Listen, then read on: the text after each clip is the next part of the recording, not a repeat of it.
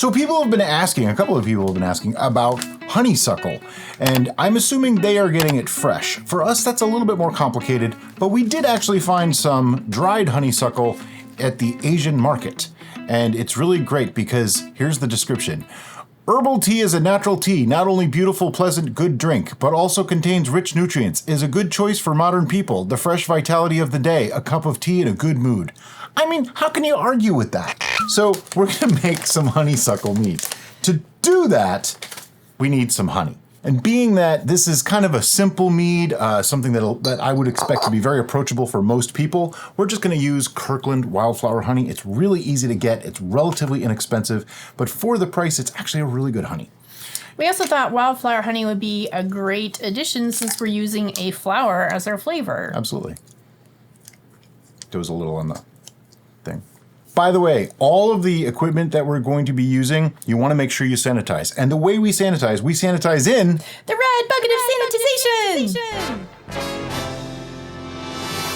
Which is literally a big red party bucket. It's about 15 gallons, filled with water and Star San sanitizing solution. If you can't get Star San where you are, there's many different alternatives. Milton's baby bottle wash is really popular for the guys in England.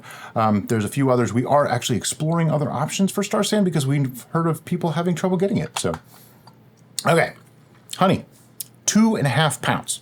You might be wondering, why not 3 pounds? Why not 2 pounds? Well, because I'm looking for this to be somewhere around like a 12% finished ABV. Okay, so 2.5 pounds gets me there. If you do not have Kirkland's honey, it's okay. You can use pretty much any wildflower honey. Just make sure that it's real honey. You don't want to use like, corn syrup, basically. The trick is to pour at the same speed that it comes out. It's not always easy to do. So as you can see, there's a lot of honey in that funnel right now, and it's just gonna take a little bit to go through. Yes, if you heat the honey, it'll run a little faster, but we never seem to do that. It's okay. Okay, the honey's just about run out, so now it's time to add some water. And I'm gonna add some water right into the funnel to help rinse that out. So if I could, we didn't hydrate our yeast. We will in a second. Just gonna pour some and kind of move the funnel around to sort of rinse it off. It gels up. It just, it does what it does. It's honey. I'm just gonna fill the fermenter about halfway.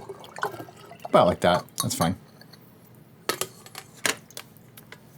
And now, I need the thumb saver bung. Oh, we're going to do that before hydrating the yeast? Oh, you know what? Yeah, let's hydrate the yeast first. Okay. Yeast hydration is actually optional. You don't have to do it. We're doing it because we've been running some tests with North Mountain Supply on different ways to ship yeast using various methods to keep it cool, and some of them weren't as effective as we might like. This one came in one of those shipments. So we're just gonna make sure it's still viable. However, you don't have to. If you don't want to, don't. We're gonna be using Mangrove Jack's MO5 mead yeast today. And don't get too caught up in names, mead yeast, wine yeast, they don't only make mead. Like, I could use this and make wine, I could use this and make cider. It doesn't really matter. As long as they have a fermentable sugar, those yeasts are gonna munch away on it. Yeah, the yeast don't know what you're giving them. They can't read, So I'm just gonna use about half a packet, eyeballing it. Use my patented folding method to seal it up. You've seen the video, and if you haven't, we'll put a link to it.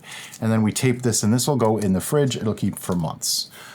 And I just want to add a little bit of water to that. And there's actually just going to be a touch of honey in this water, too. Just a little bit. And give that a bit of a swirl.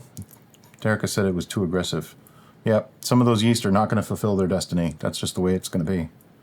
They're not coming down. No, you're just making more. It's getting worse. All right, just gonna put it over there. All okay. Right, now I'll get the thumb saver bung. Yes. Our thumb saver bung is just a solid bung that's not been drilled. Yep. And that way it saves your thumb. Because normally there's a hole and you have to push your thumb. Yeah, it's just a joke, but it's a real thing. All right.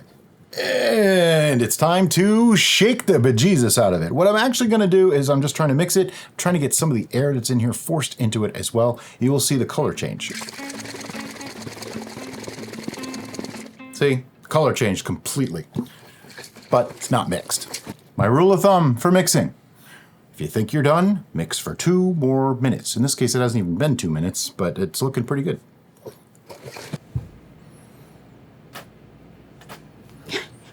That is amazing how it does that. Okay, that's mixed as much as I care to. Be careful when you're pulling out the stopper at the end. Sometimes they like to spit. I don't really know how that happens. It builds up pressure inside. Worst thing that'll happen if you don't mix properly is that your original gravity reading at the beginning might be a little bit off. The yeast will still actually get to that honey. We have a video on that. No big deal. You know what? Let me just make sure I did this. Let it sit for a minute and then check. Looks pretty good. All right. We're good. All right, do you want to add in We're going to go with the tea. the honeysuckle now? Yeah. This is actually honeysuckle tea. It's dried. I think fresh would be better, but we're trying it. What's the worst that can happen, right? Now, this is a lot. 50 grams, which is 2 ounces. It's a very light package, but as you can see, there's a lot in here. So I think I'm just going to start shoving in as much as I care to, and then when I'm done, and we'll just tell you how much is left. It seems like all of this might be a lot to use. Right. So how are we going to determine how much is left?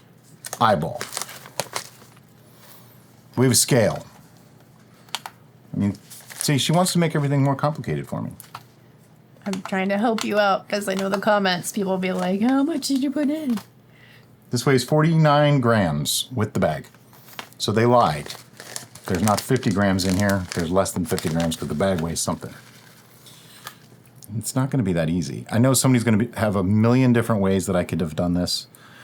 And I said this to Derica off camera, and she said, comedy. That was her response. It was. Do you want me to do it so you won't have to mess with it since it was my horrific idea? Yep. Now, we're dry hopping. We could have made a tea and used that instead. I kind of like the idea of using it as a dry hop. Let it extract over time. Might get a slightly richer flavor. And also, by doing it this way, we are getting some of the natural tannins from the tea, maybe some of the nutrients from the tea. We are still going to be adding some fermento, just for insurance sake. I don't know that it's 100% necessary in this exact instance. But what, are you just getting it everywhere? It's just, it's very silly. Yeah. I was going to use the funnel to do it, and then I thought it's just going to stick all over the funnel. Yeah, and then you got to jam it through the funnel. The funnel's not going to help. I think now that I'm doing this process, I might have steeped it as a tea anyway, because that would soften these. So even if we wanted the full petals in the tea or in the brew, you know. If you're using fresh, you probably would just put them right in, or you could make a tea that way too, or tisane, however you want to say it. I looked it up. The definition of tea means a beverage brewed from actual tea leaves or from fruit and spices and other things. So yeah, they're both right. A tisane is technically any tea made from not tea. So tisane and tea are actually sort of synonymous and sort of not at the same time. Every time I say tea when we make something like that, somebody gets angsty about it. Yeah. So how much you got left in there? How much? Let's weigh it. 43 grams. Ooh. Seriously? 41. So you put in 8 grams so far. That's it? This just seems like crazy. I'm not sure we need to do half of this. Yeah, we might not. It doesn't actually say on the bag how much to put in for a cup of tea. It just makes it like you should know. Typically, it's roughly a teaspoon per mug. How many teaspoons is in a gallon? I don't know. And how much is your mug? Because mugs are 8 ounces, 11 ounces, yeah, that's 15 more ounces. The question than the teaspoon. A cup of tea is actually only 6 ounces, I think. It's really weird. You know, we could always put more in conditioning. We can, right. I think you're done. I'm just going to put cram all this in there. Well, here's the thing. Scales don't tend to be super accurate at very small amounts. This one's down to 37 grams now. So that means we used about 15 grams, half an ounce. Yeah, maybe we did. Yeah, I would say, let's just call it half an ounce. All right, make it so. Next, we want to look at that yeast. Look at that. That is almost a foam dome. It's only been sitting for a few minutes. It's doing really well. I'm not going to add it yet, though. What I want to do now, though, is... You want to go ahead and add the fermento? Oh, yeah, we could just add the fermento now. For fermento, it's an organic yeast nutrient, okay? It contains a lot of nitrogen, things like that. I'm thinking that honeysuckle does too. Now, because this is the organic version, you really can't overuse, obviously if I put the whole bottle in, it's too much. But this is just a half teaspoon for a gallon, which is the suggested amount. And we front load. I'm not gonna do staggered nutrients or anything like that on this. I just don't think it's necessary for something like this. So what I'm gonna do now is just put some more water in. Well, she's gonna put more water in. And then we're gonna mix this up real good. We don't wanna fill it yet. How far you want? Stop. Because here's what we're gonna do. We're gonna take a pH before we get to this. Yeah, you're gonna pour more water into there so I can get all those yeast off the side. You're stuck. Just do it. Make it happen. You're stuck. You're stuck. I have ways of forcing them off the sides. All right. Can I have that? Okay. I didn't know if you wanted to. You said you want to do a pH reading before we add this? Yeah. There's a significant amount of water, though. It's going to change the pH. I want to make sure this is in the zone. Oh, okay. You know? Well, let me just give it a quick swirl. Take the funnel in. Because we got all that wet stuff in there. Let's just, mix it all in. Do you want to finish the water, or do you want to... Well, we have now almost a cup of water going in from this, too. See, right. it gets complicated when you start doing this. All right, so I'm just going to put some more water in. Doing it right-handed with no funnel. Okay, now what she was talking about with a pH reading is we want to check the acidity, because if you're too acidic or not acidic enough, it's not necessarily good for mead. So let's just get a quick pH reading now. It's going to be an approximate reading. We can get a final one after. The reason why it's an approximate is because that's not in there yet. That amount of water will actually change the pH slightly, so we want to just see if we're in the zone, as she says. Super green. A little too green. Yeah, here's the thing. Anything past 4.6 to, say, 5 has a possibility that botulism could grow. I don't want to scare anyone, because I did actually scare someone with that statement once before. Can grow. Doesn't mean it's here. Doesn't mean there's any botulism at all in this. But honey has carried botulism in the past. There have been cases. It's rare, but it can happen. So if your pH is too high, which this is, I'm going to have to say, that super green is, you know what, let me take another reading. We are going to be diluting that slightly just by what we're doing, but I don't think I got a good reading either. Adding water is going to dilute this ever so slightly too. It looks like it's around 5 to me.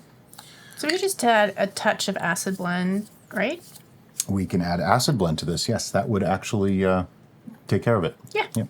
Acid blend is something you could totally add. You could add lemon juice if you wanted to. Lemon juice in this actually wouldn't be bad either, or citric acid or anything like that. We're going to use acid blend. It's a blend of 3 different types of acid: malic acid, I always have to look it up, tartaric acid, and citric acid.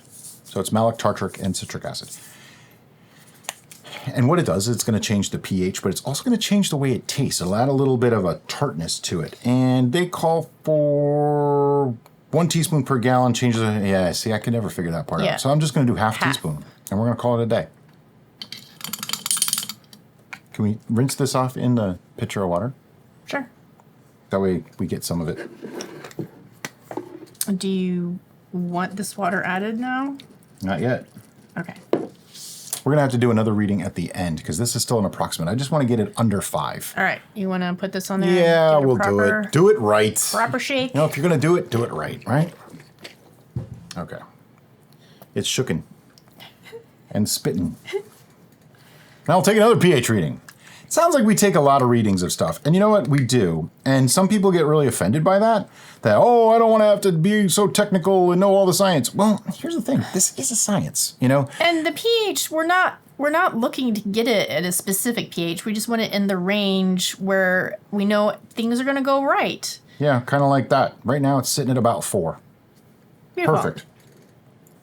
So that half teaspoon changed everything, made it where now we're not going to be too alkaline where bad things can happen. But if we went too far. If we dropped below, say, 4 to 3.5, if we drop below that range, now other things happen where the yeast don't like that. So now we know it's safe to add our yeast. That was her concern. If it was too acidic or whatever, we could be harming the yeast. That's why she didn't want to do it. Let's use the funnel. Make life easy. And we can add just a little bit more water. Just a touch. We started with about 100 ounces of water, and right now we have 4 ounces left. So that's 96 ounces of water plus the tea. I'm gonna write that down. And I just wanna mix this through. Because we have to take a gravity reading. Well, I wanna take another pH reading too, just to be safe. Okay. You know, be thorough. If you're gonna do it, keep doing it, you know? It's worth doing, it's worth overdoing. Why not? Sure. Okay, so that's mixed up real good. Grab another pH strip. These pH strips, I just love it. You can use a pH meter if you want to. I find the strips to be just as convenient. It's a binary thing. It either is or it isn't. You know, it's either right or it's wrong. And we're somewhere between 3.5 and 4. In the perfectly fine range, I'm not overly concerned. Is it mixed enough to take a gravity reading? Oh, yeah. Okay. Next, we're going to take gravity reading. Generally speaking, for pH, we're looking at 4 to 4.5. 3.6, 3.7 is totally okay. A lot of yeast actually do work in that range too. It's when you're much below 3.5, that's when you start to worry a little. Now, this is a specific gravity reading. This is just to see, did we hit our target? My target on this is something like a 1.090 starting gravity, which gives us somewhere in like the 12% ABV. And it should be pretty close to that, I would imagine. 1.092. Okay, I would say that's pretty close. And 1.092, as I said, comes to somewhere in the, it's about 12.5% ABV when it's finished if it goes dry. That's an approximation. Don't get too hung up on that kind of number. But I know that our yeast can go to about 14%, so 12 is perfect because that way it should run totally dry without stressing out the yeast too much. And then we move on to the next step after that. But first, what do we got to do now? We need to put a bung and airlock on there. That's right, we do. Okay, and bung and airlock, really, really simple. We just want, an airlock. It can be a 3-piece airlock. It could be a bubble style. It could be one of these, whatever you like. And we fit it to a stopper and it fits in there just like that. And now, here's what's going to happen. As fermentation starts to occur, the yeast are going to produce gases and ethanol alcohol. That's the stuff you want to drink. And the gases will start to go up this side and push down this side and push all the liquid over to this side. Over here. That, over there. And then start bubbling out. So that's normal. That's what it's supposed to do. Once that bubbling looks like it's pretty much stopped, we'll be back to show you the next step. So it's been 4 weeks. Why has it been 4 weeks? Because life. It's a thing. Sometimes life gets in the way. Other times, it just didn't seem like it was finishing. So it actually just bubbled, and it looks like it's about to bubble again, which doesn't necessarily mean it's still fermenting. It could simply be off-gassing, meaning that fermentation is complete and the gases are being released. But we won't know until we take a gravity reading. And the observant among you might notice that the liquid in here is a different color. It's because we put in some really nasty, disgusting Mexican whiskey that we got. Because we had to change the airlock. Clear out the airlock. So the first thing you want to do, though, is look around, see if there's any mold or anything nasty in there, anything untoward, and then give it a smell. Ooh, that smells nice. And we're going to take its first reading. So I just want to get past all the herbs at the top so I don't get any of them into the reading. It's not totally clear. This is a little bit concerning that it might not be done, which it's been 4 weeks. That's a long time. It only started at 1.092. It's not even that high of a gravity. So that's a little concerning. But we've had other brews that are taking their sweet time as well, so maybe it's just a thing. Yeah, I mean, the Meadowfoam Mead took forever, and that was really, really good in the end. But this does look like it might have actually done what it was supposed to do. It's just not clearing. And that could be because of the herbs. I'm not going to worry about it. It just is something to be noted. Wow, 0.994. At this point, we could say, you know what, let's rack it. But We're going to do due diligence and wait a week and take another gravity reading just to see if perhaps it's going to ferment some more. Now, many of you may say, but it's below 1.000. It certainly couldn't ferment anymore. Well, if you are aware, it can. The gravity of alcohol is less than the gravity of water. Water 0.079 is actually ethanol, pure ethanol. Sure, where water is 1.000. So who knows? It's better to be safe than sorry. Brian did a sneak peek. What'd you think there, Bri? It's tasting like a dry mead. All right. Nothing. It actually doesn't have any off flavors. Well, that's good. It's got that little bit of zing from being new and fresh. But overall, not a little tiny. Oh, I did. I'm sorry. You want some more? I can get you more. No. I do want to just give this a little bit of a swirl, see if I can get some of those gases to fill the space. Yeah, there's plenty of gases in there. It's actually quite interesting. The honeysuckle is really adding to it. It's kind of a nice addition. I mean, who would have thought, something named honeysuckle adds to a honey mead, right? Yeah, there's a bit of gas in here. Giving it a swirl like that can get everything back into suspension. Let it do its thing. If there's any little bit more that it wants to do, it'll let it do that. Remember that the two things in very simplified forms that yeast produce when consuming those fermentable sugars is that they create alcohol and gases. If you can degas, as Brian is doing now, then that may make a more friendly environment for the yeast to continue to ferment any of the residual fermentable sugars that are available. Not only that, it could actually let the yeast clean up after themselves. Right. Some of the young flavors and things are acid aldehyde, and we don't talk about it a lot. It's a little more sciencey than we usually get into. It's usually not something I worry about so much, but it is produced by most fermentations, and yeast will clean up after themselves. So that's another reason why it's not such a good thing to rack immediately.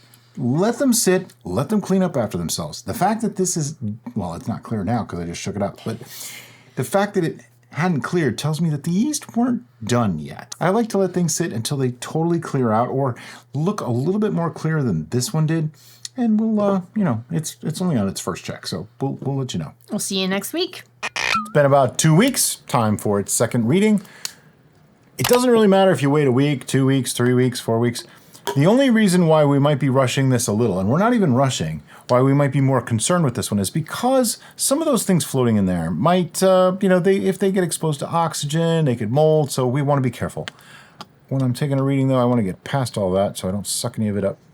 It is starting to clear. You can see it's not quite as cloudy as it once was. I have high hopes for this one. I think it's actually going to taste really good. I didn't know about the dry honeysuckle at first. I was kind of dubious. But it seems like it's actually doing well when we tasted it. Last time it was pretty good. 0.994. Okay, it's good to go. Now, what we want to do is rack this into a new container, and then we're going to let it sit for a little while. Okay, so a minute ago, I said that we are going to rack this and put it away. And then we thought about it. We're trying some new stuff here. And by that, I mean, instead of sweetening to taste and pasteurizing like we usually do, what if we were to step feed this until it stopped fermenting and got to a sweetness level that we like? I think that's a neat idea. Let's give it a shot. So we're going to rack this first today. And to do that, we're going to use an auto siphon. Put the destination lower than the source. I am keeping the cap on because there's some goop in the bottom there. And I want to just get past all the solids here if I can. It's going to be messy. I'm seeing it all floating around the thing. It's all good. This is the first racking. If we get a little extra, it's okay. Okay, so we racked it. We got a lot of goop in there. Okay, it was messy. We have lately been anti-bag for this particular thing because the parts of the flower are very long and thin. I think a bag would definitely benefit you, particularly in the racking procedure. If you had a thick enough, like a wide enough weave that the gas wouldn't hold it up and block the airlock, yeah, it might work. Okay, so there's times, it's all right. It's basic structure. Sure. So in this particular, because their structure is long and thin, it clogged up our auto siphon severely bad, like really bad. Where if it's a chunk of fruit, that's not going to get sucked into the the autosiphon as much. And if it is, it's just going to be smaller particles. Sure. So next, Honey. let's see if we can get this to go a little further. We used mangrove jack yeast, which means it has an 18% tolerance. Using the calculator teacher said I would never have handy, I'm going to figure out where our mead is at right now for alcohol tolerance. We start at 1.092. We ended at 0.994 times 135 gives us 13.23. So according to Mangrove Jacks, it has a lot of range to go still. So I like to err on the side of caution. So for that reason, if I look at this and I say, all right, what do I know I would like as a final gravity? Meaning, what sweetness level am I totally fine with if that's where it ended? And I'm thinking if we were to go half a pound, that's about 17 points. That would put this to like 1.010 to 1.012. I'm totally fine with that because we normally go around there or higher for most meads. So I'm just going to add a half pound of honey. So for those of you that don't understand what I mean by that, what I did is took a worst case scenario, meaning if this did not ferment any further, that's where it would be.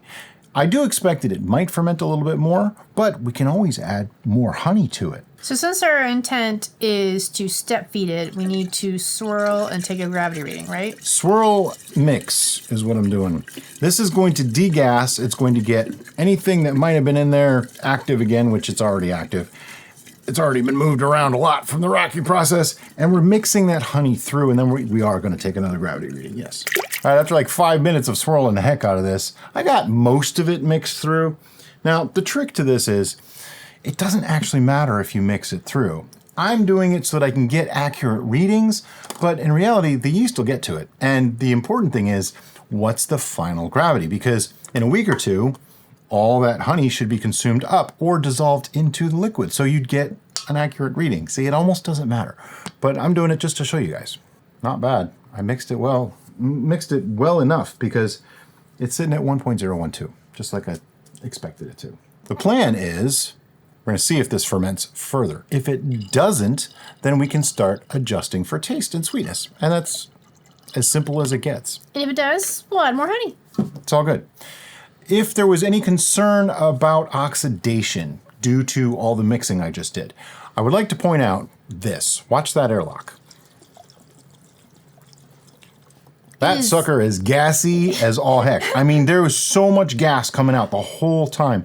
Not a worry. And if you're really concerned about oxidation, just keep doing this for a little bit and you're not putting any oxygen in there. Trust me, the swirling method really doesn't put oxygen in. It lets CO2 out, okay? Some is there, yes, I know. But here's some other things. CO2 is heavier than oxygen. Oxygen is much, let me word this the correct way. The liquid is much less permeable to oxygen as it is to CO2. That's why we don't generally carbonate with oxygen, but you carbonate with CO2 because it can get into the liquid and stay in there much easier than oxygen ever could. So we have a lot of things working in our favor, mostly physics. Is that physics or chemistry? Science. Covers it all the bases. So what are we going to do with this now? We're going to let it sit. After I put my note back on it, put it in the fermentation for like another week, see what it's doing at that point. It's been one more week and, well, there's still a little bit of floaties in here. We want to check this to see, is it ready for more honey? Is it done? Is it ready for taste adjustments? What do we need to do? Inquiring minds, we want to know. I'm going to go kind of past the floater stuff. It's starting to clear a bit, which is a good thing. Because usually once it starts to clear, that means the yeast have pretty much given up. They're done doing what they're going to do. We left it at 1.012 after the last addition. Yeah, that's good. 1.012, knowing that if it stopped at 1.012, we were okay with that. And well, guess what? It's sitting at 1.012. Now let me explain something. What we've done here is technically a step feed, but what we actually did is surpass the tolerance of that yeast on purpose. We're showing a different method so that you don't have to pasteurize, okay? So in this case, this is now at 1.012. So what are we going to do? I'm gonna move that out of my way so I don't knock it over. That's what I'm gonna do. Are we going to rack this at this point? I don't know yet. I want to do some calculations and see where we're at. So 1.092 was our starting gravity. That went to 0.994, gives us 0.098, or 98 points of gravity used. We took that up to 1.012, and it didn't ferment any further. So we just have a straight 0.098 times 135. Oh, right. Yeah. I should look at his notes like, So this is sitting at 13.23%. Now, here's the thing.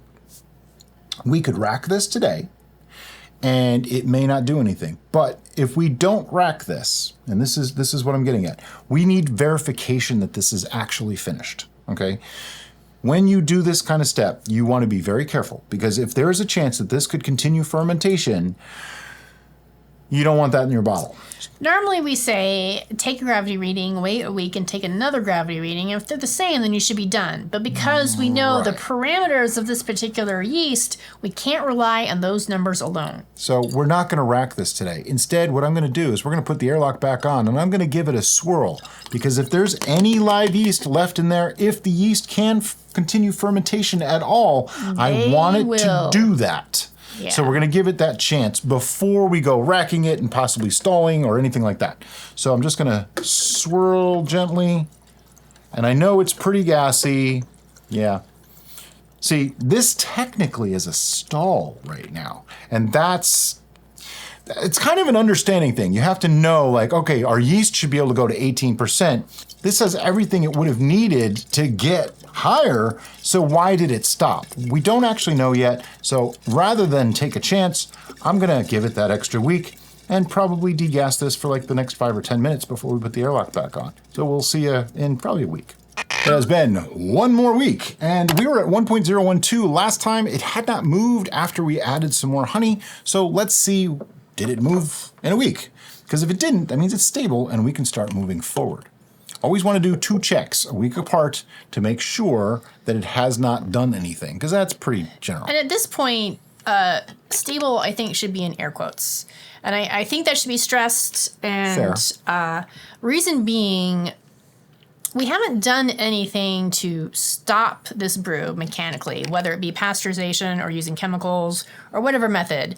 We have just kept adding honey, hoping that we go past the yeast tolerance and that it's done.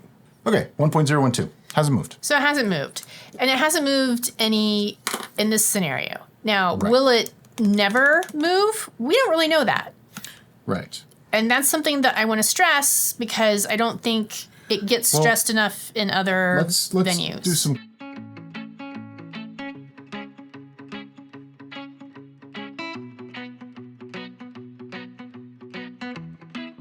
This is 13.2% ABV. Now, Mangrove Jack's is supposed to be able to go to 18%. That's what she was talking about. But there are many reasons why it might not continue fermenting. And one of them could be pH. Others could just be the yeast are done. And that happens. This is a confusing thing. It's harder for yeast to work the more concentration of alcohol there is, regardless of their alcohol tolerance. It's just more difficult for them. Can you just hold this so I don't knock it over trying to grab a sample? But we started checking pH at the end of brews sometimes, and it's really interesting. Okay, this is a clear indication. It's bright yellow. This sucker went down to 3.0 pH. That's probably why it stopped fermenting. That's a theory, hypothesis, it's an idea. It's something that until I prove myself wrong on it, I'm going to believe that. That's something we want to test with this particular brew. With this one? Oh, you mean, oh. You mean buffer it. Yeah. And see if it continues fermenting. Yeah. That is not a bad idea. Okay. Would you like to do that? Do you want to rack it first because of those annoying honeysuckles, or do you want to leave as much of the... I'd like to leave as much of the lees in there as possible. All right. The honeysuckle parts aren't really bothering me so much. They're staying moist. They're very thin, so I don't think they're going to be an issue. Not really so much of a problem. Okay, so disregard all the stuff that I have out here because we're not going to use that. We're not going to be doing any of it. I should just pour this back in. Yes. Are you sure? Yes. Okay. Because we had a lot of discussion off camera about what we were going to do with this today. We did. We come from 2 different viewpoints of how to proceed once a brew is coming to completion. My thought has always been, once you rack it, you don't have to wait. Just go ahead and do the flavor adjustments because the flavor adjustments are going to have to settle out and you're going to have to rack it again before bottling anyway. So what's the point of racking, then waiting, then racking again, then flavoring, then racking again? Blah, blah, blah, I blah. come from the side of there's no reason to rush it. Let it clear out, let it settle, then you do these things.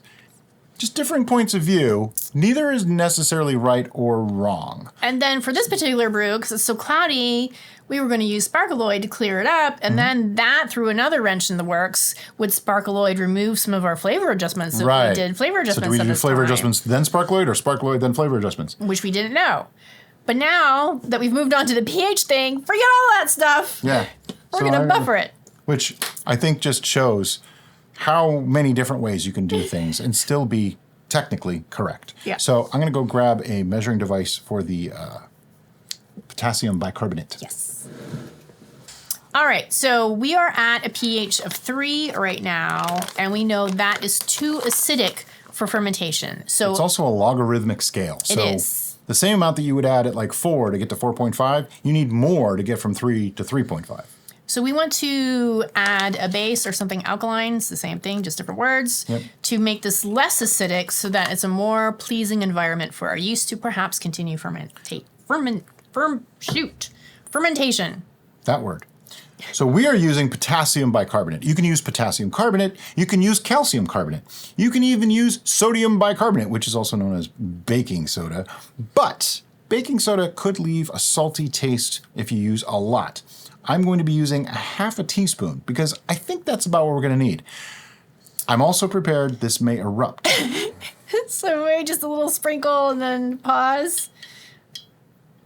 Yeah, that's not going to happen. It's going in. Before somebody asks, no, I didn't sanitize the stainless steel spoon that I measured the potato. Then it would because be then it would wet just stick to it and it wouldn't work and it just wouldn't work, okay? Stuff would get stuck to everything. But that's in there now. And it's geysering a little bit. We have nucleation sites happening and we also have the old vinegar and baking soda trick. When you put them together, they do produce gas. So what I want to do now is just give this a swirl sort of to mix that up. It's going to probably bubble up on me again as more of that gets in there. I'm trying to get everything active again, all that stuff, see what happens. Well, nothing's going to happen right this second. But now I need to check the pH one more time. Ideally, I want to get this to like 4, I think. 4 is a good number because we know fermentation works at 4. Beyond 4, I don't really want to do. So closer to 4. That'll give me a pretty decent indication of what's going on. We didn't move very far. Didn't move very much at all. It's like 3.2. All right, so it's a little bit better. Okay, let me add another half teaspoon. It's always better to go in small increments because we've added too much before and had to add some acid. Then had to add acid back to get it down. Yeah, those are fun days. All right. Do you want to use the baster to try to get some of that that is on the edge? Oh, I can use the baster. Yeah. See, it's still doing it because it's still very acidic. What she's talking about is this. Yeah. And before anybody freaks out about oxidation, this needs to ferment again. Don't worry about it so much. It's not a big deal. Granted, I don't want to go like squirting oxygen in there, but it's not that big of a deal. Another pH reading. Did we swirl it? We didn't swirl it. You need to swirl it. I will swirl it. Before you take your pH reading. Yeah, but let me get the paper out. Oh, okay. By the way, these kombucha test strips are awesome. The only... Except when you don't tear it properly. The only downside is you do get a little bit of color on your fingers. But if you put it on your thumb, then you have a green thumb. Honeysuckle. All right, now we're starting to get a little different color. It's probably about 3.5. Another half teaspoon. Do you want to do a half teaspoon or do you want to do a quarter teaspoon? Because I know it's not I'll a do straight line. a little less than a half teaspoon. How's that? Okay. Because I think when we've been at this pH before, we've needed still a significant amount. But not. Okay. I'll do it.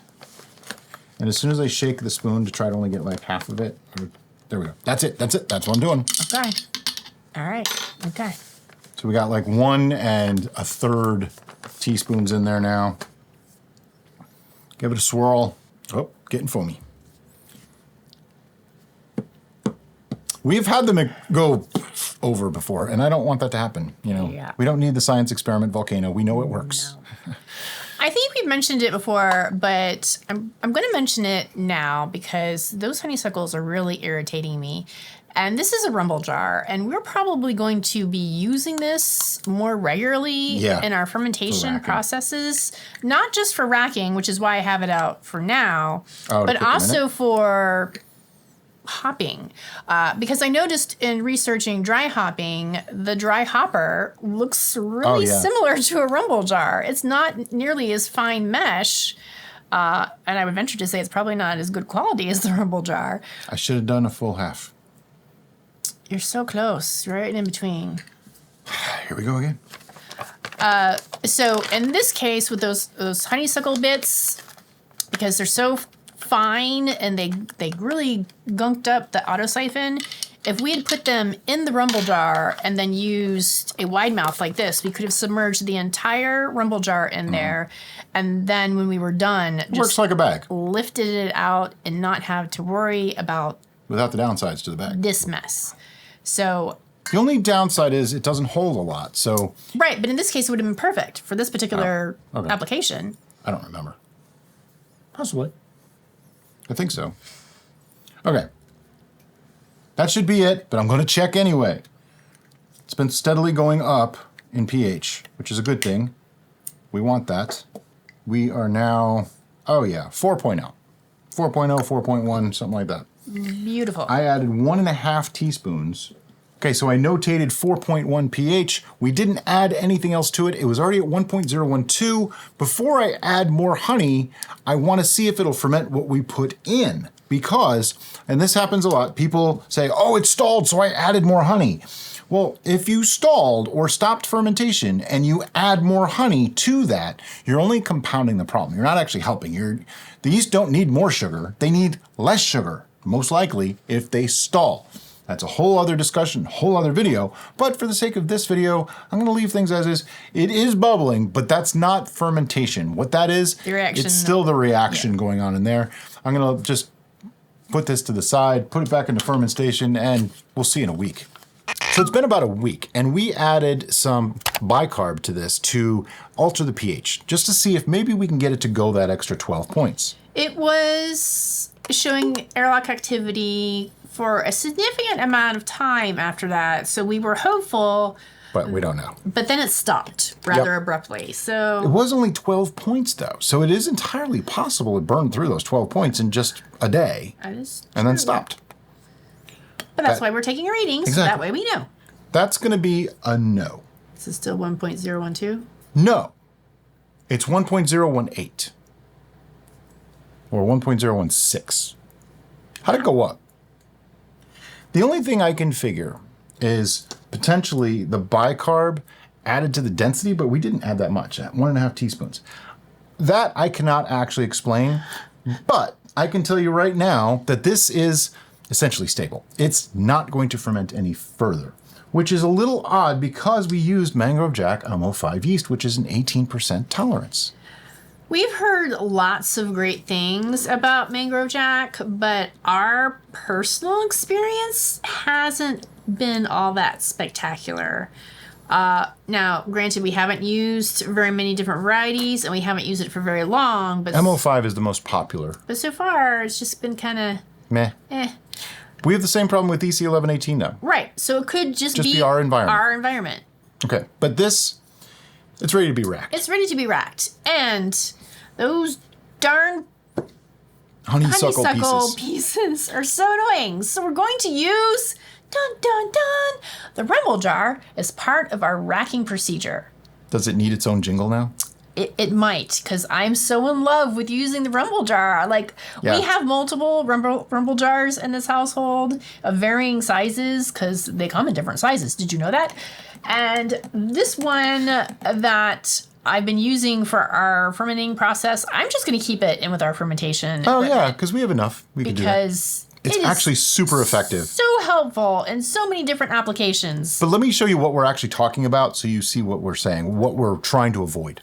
All right, I think you can see that pretty well. All those bits that are floating around in there, they would easily get sucked up into an auto siphon and end up in the final brew. And because they're the perfect storm of being thin but long, they clog up the auto siphon really bad.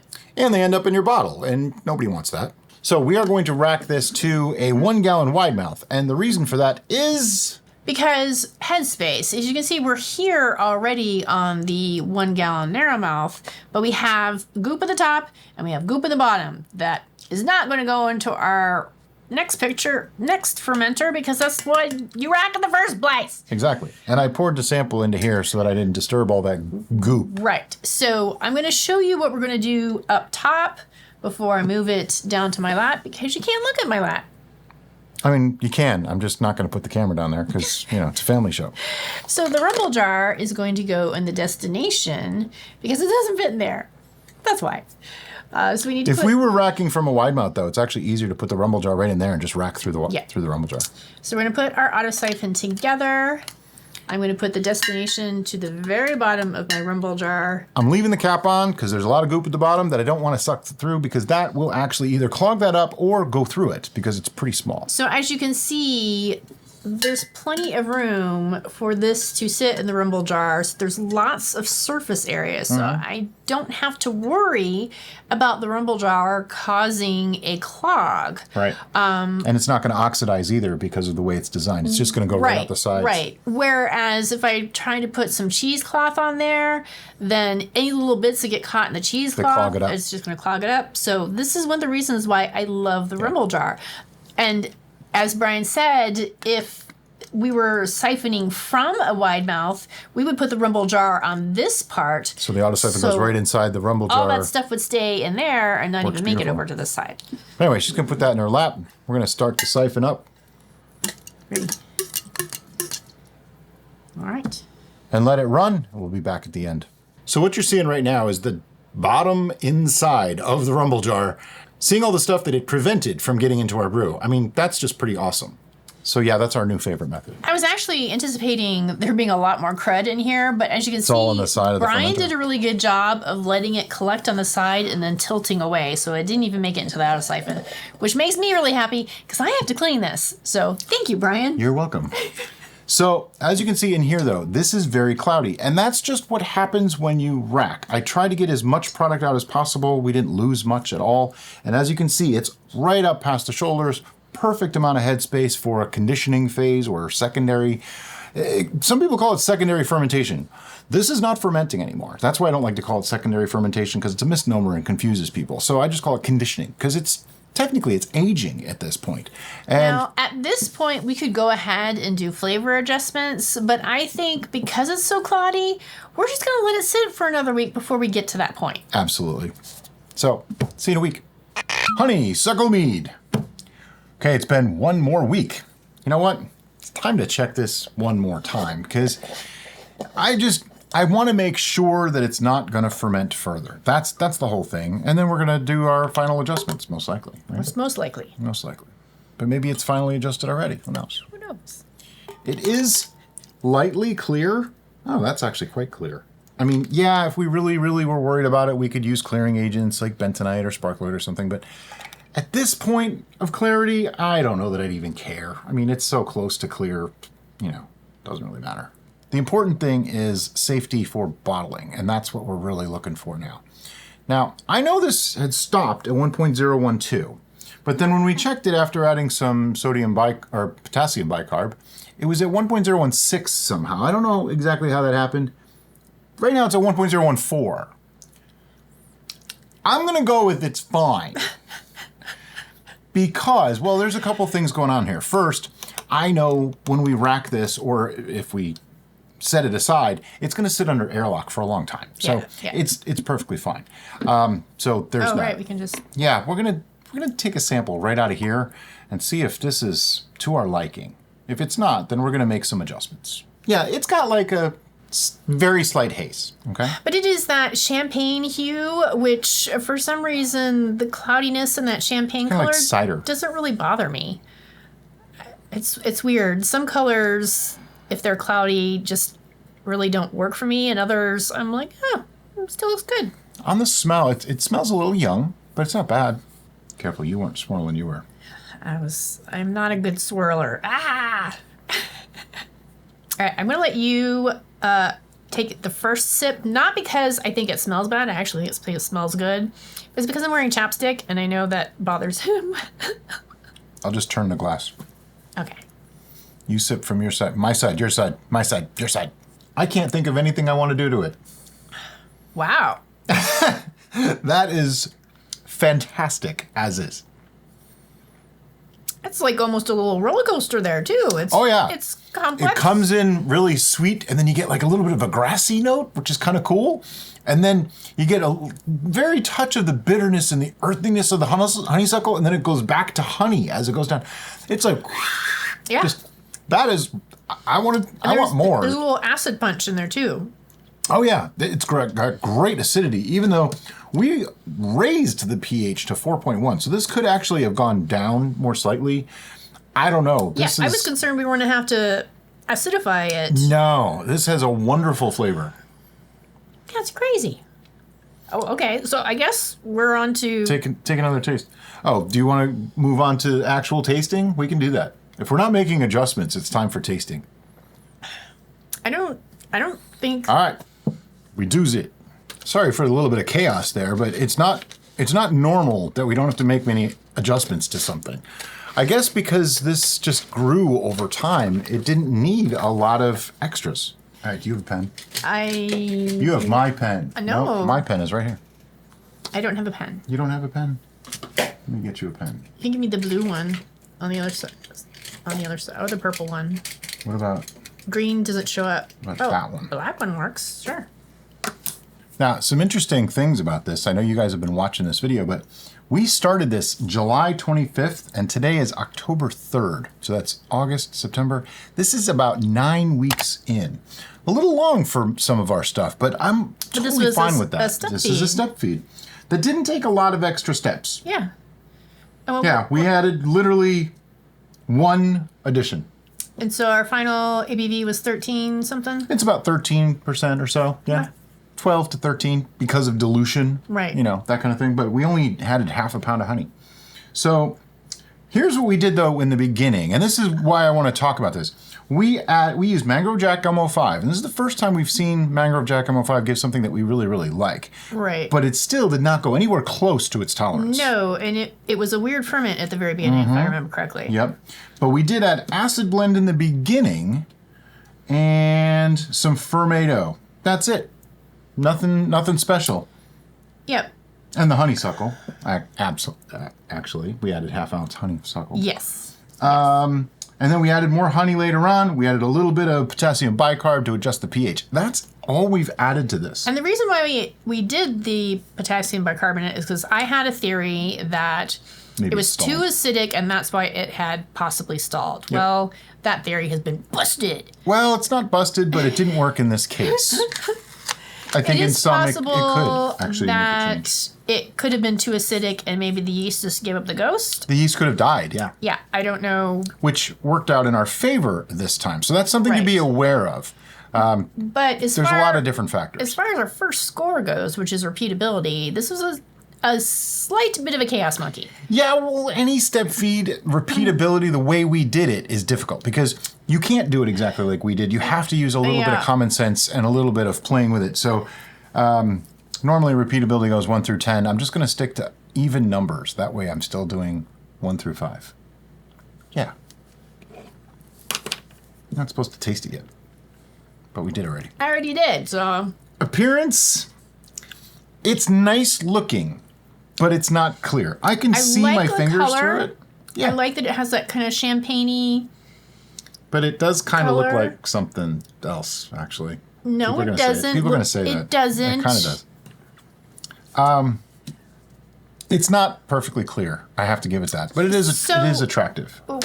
We are releasing an all-in-one, and in that we did the card, and we've stopped doing that. And I feel like I'm looking over there at the screen so I can see what you're seeing. But I think that shows you a little bit better what we're seeing. Yeah. Where when we look it up to our giant here light, you can't see that. So that's not helpful to you. That's true. So you can see here, it is that champagne-y color, and it's a little bit cloudy, but not horrendously so. All right, aroma.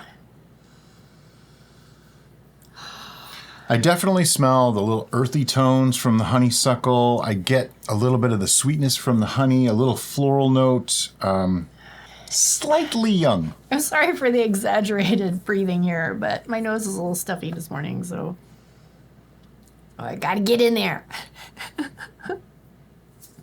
I like the aroma. I think it's nice. I do too. It's floral to me, which is what it in my head should be, because this is honey fermented with flowers. So, all right, now like we it. move on to we taste it, and then we talk about intent and stuff like that. Now, when it comes to intent, the intent on this was to make a honeysuckle mead using dried honeysuckle that we didn't have to pasteurize. That was the intent. So that's why we step fed it past what the yeast were able to do. And in that, I would say we succeeded. I mean, how could we not have? Yeah. Honeysuckle has a unique flavor, and I think in a mead, it really does complement mead nicely. Would I immediately jump to, this is a honeysuckle mead? I don't know. So that's why I have to ding it a little for intent, but it's darn close. I mean, it's pretty much spot on. And then there's flavor, and this is just, what do you think of it? Do you like it? It's a crazy cornucopia of flavors. Is there a C word that's flavors? Cacophony. Well, I got cornucopia, crazy cornucopia. If there's a C word that means flavor, let me know in the comments below. Yeah. Gonna get some interesting comments on that one. Okay. There's so much going on with this. There's definitely like a really nice earthy note from the honeysuckle that complements well with the floral note that complements well with the sweetness. But it's not overly sweet. I mean, it's only like 1.014. The first sip was the best sip, in my opinion. The first sip, that honey was like just right up front. Whoa, this is honey. Still getting the honey. And then the next note I got was the earthy with the acid combined at my first sip. And so it confused me, because I'm like, how can we go from sweet, delicious, warm, soothing honey to this? And then I started questioning, was I wrong in my first? And then nope, then we're back to honey again. I'm like, oh. But it's very rich. It's got a good viscosity. It coats the mouth. But if I continue, it's flavorful. Yeah, I hit the thing. But if I continue to drink it, like take a drink and then take a drink and then take a drink, the acid, earthy note starts to it's predominant. Take over. So I think if you are slower, I kind of like that though. At drinking this, that perhaps you might be able to get the full spectrum a little bit better than if you just keep drinking. Does that make sense? Sure. I kind of like it. It's different. It's not like so far off the normal mead that it's like this wild and crazy experience thing, but it's just a little bit different enough to make you think about it. It's reminding me of something that I can't quite put my finger on. And I'm wondering if it's just the sensation of some teas, if that's what it's reminding me of. Could be. I think the honeysuckle added a really nice tannic element. I think that's part of what we're getting. Yeah. I'm trying to think now. Have I just had honeysuckle tea? And I don't think I have. As a kid, we grew honeysuckle on our fence, and so I would always go out there and drink the nectar from the honeysuckle blooms. Now, I wonder if we had outside. used fresh honeysuckle, how different this would be. We don't have access we to a have lot Cape of it. honeysuckle that we grow here. We don't have traditional honeysuckle here. So we didn't have the availability of that. Yeah, so we use dried. And that's a good question. And sometimes I think the concept of using a fresh ingredient when it comes to like flowers and herbs and stuff like that is appealing, but in practice, it's actually better if it's dried. And I think part of that is because of the sap or the actual wet ingredients of the plant, as you were, change when they're dry. They get concentrated. They lose some of their green properties. So they might infuse better in a tea or a fermentation process better than if they were fresh. If they were fresh. They were freshed. Freshed. I was doing the past tense of dried. Yep. Freshed. Welcome to my brain. I'm so sorry. So that's just something I have noticed. Yeah, they're different. It's different things. You really can't even say that they're the same anymore. If you are interested in learning more about pairing spices and herbs and flowers in brews, we're actually going to do a deep dive on that coming out soon. So make sure to watch your It might even come out before this. Yeah, that's true. Yeah, but we're not done yet. We're not done yet. All right, so flavor. We got to make a number. Did you make a number? I did like 5 minutes ago. Somebody may be over-caffeinated because she woke up with a migraine. Yep. So. Okay, now. It's time for math. Gotta do some numbers. Be back in a minute.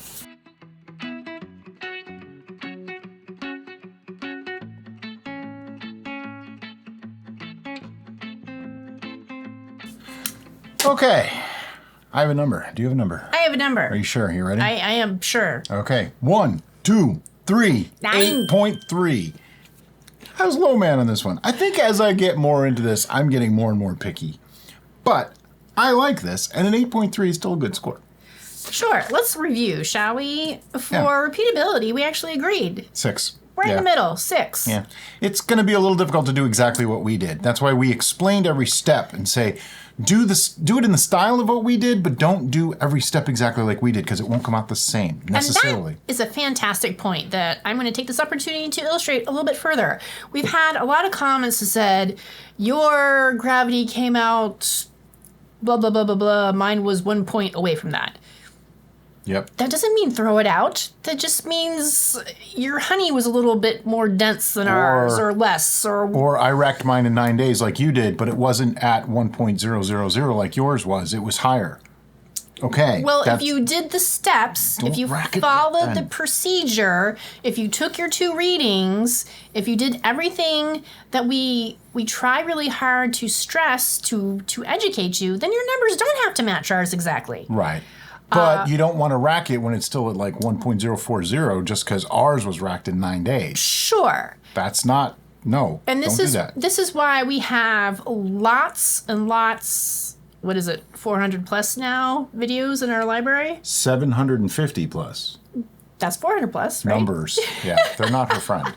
Anyway, you can just go to our channel and search the channel for whatever topic you're confused on, or you're having problems on, or you want to research further, because more than likely, we got a video on it. Yeah, but basically a timeline, don't worry about it. It's a guide. That's about it. If somebody tells you, you should do this at this point, and this at this point, and this, don't listen, because that worked for them. Right. But every environment, every situation is a little bit different, so it's not going to be exactly the same. Right. Your volume may be different than ours. Your temperature may be different than ours. Mm-hmm. Your honey might be different. Your honey might be different. There's so many variables in there, and that's why we really stress to try to give you all the information. Some may think it's too much information, but we do that on purpose so that way you'll be better informed to know what's going on in your specific brew. Exactly. Aroma. Appearance. Yeah, that. We both agreed on this as well, as a 4. The only reason I dinged it is because it had a slight haze. Yeah. Other than that, it was actually nice looking. Yeah. Aroma, I only dinged it for the youngness smell. That didn't come through in the flavor. I felt like I wasn't getting really the youngness on the aroma. I was enjoying the aroma. Now, again, my nose is a little stuffy, so maybe it's filtering that out. Just this much, from a 4 to a 5. That was it. It wasn't a perfect aroma. It was just a little off. Intent, we agreed, but initially we disagreed because I was like, oh, yeah, we totally did it. And then Brian talked, and I was like, oh, yeah, he's right. We're both at a 9. Yeah. So this is really close to what we wanted, but does it necessarily read as, I would absolutely know this was a honeysuckle mead? I don't think so. But I don't know that you could ever actually do that anyway. So yeah, on intent, I mean, it's close, but not exactly right. But I don't know that it could be. So well, I think perhaps if you drank honeysuckle tea frequently, then you might be more familiar with the flavor profile, and this might actually be a 10 for you. Sure, and that makes perfect sense. So that's why, scores are biased, and they almost don't matter. It's whose line is it anyway? Flavor, I'm actually a little shocked. I thought Brian would be the high man and I would be the low man, but that was not the case. I gave it a 9. Yeah. I was 8 because that earthiness is just a little much for me. It's just a little bit too earthy, a little too, the acidity level at that point, the astringency is coming through a little bit too much. But don't get me wrong, 8. There was a loud crack from behind me and I don't know what it was. And I'm not going to worry about it. I'm just going to keep going as if nothing just happened. Anyway, so yeah, I had to ding it a little bit, but I want you to realize that an 8 is still a really high score, okay? It's not like I said, oh, this sucks. No, I just said, well, it's got a little bit too much earthiness and a little bit too much astringency. So that's 2 points. And I can agree that it has a little bit too much earthiness and a little too much astringency, but the fact that there was so much flavor and so much complexity and something that was basically a 2-ingredient brew. That's why it's an 8, not a 7. Made me really happy, so I gave it a 9. Yeah, and I'm not disagreeing with her scores, just like she's actually disagreeing with mine. We just like to explain why we gave what we gave. But anyway, we're going to put this away, and in a couple of months, we're going to bottle it. And one of those bottles is going to go away for a year. We're actually going to rack it first because there is a little bit of sediment on the bottom. And then we're just going to let it sit, and then we're going to bottle it and do what Brian said. Yeah. That. But anyway, if you like honeysuckle and you want to try out a different mead that was really easy to make and get great results without having to pasteurize and still keep it sweet, make this. And as always, guys, thanks so much for watching and have a great day. Bye-bye.